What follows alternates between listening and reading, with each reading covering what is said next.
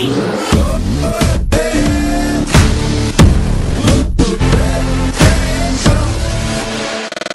story of Georges de Roy,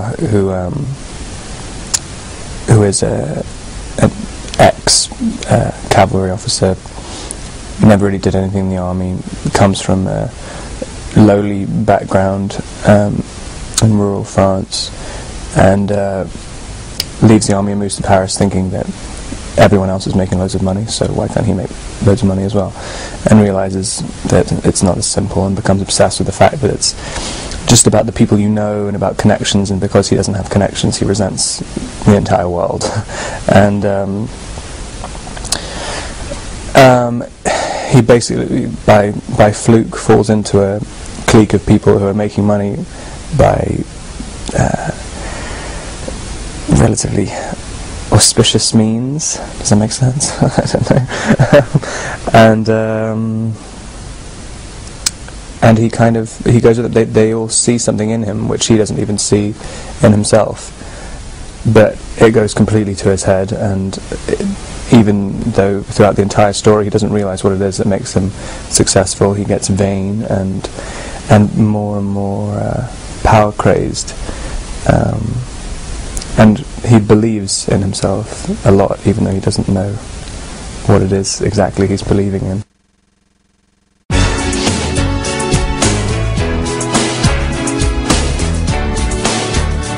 In a weird sort of way, I like choosing things that don't fit into the typical template that films are normally made in.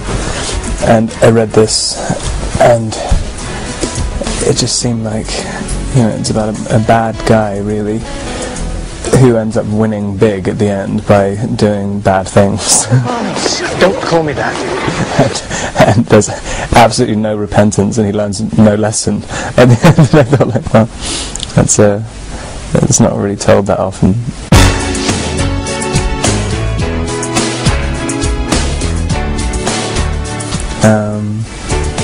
And it was very, completely different to anything I've done before, and absolutely exhausting at the beginning. Because it's, trying to fit one medium into another really is like, you do learn a lot, but it's absolutely exhausting.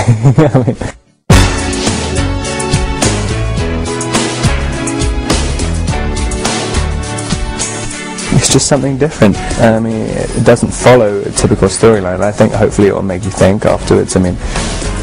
Most of the people who worked on it are sort of thinking, every actor who's come on is so sort of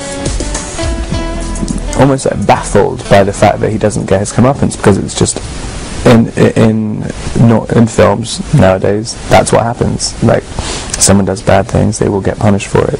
It's not enough to be alone. It's so clear to me. But he doesn't at all. And it's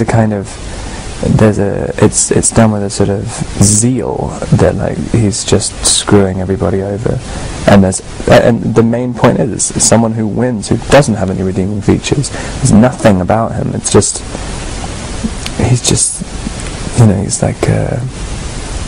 like negative energy. Out of my house! Get out!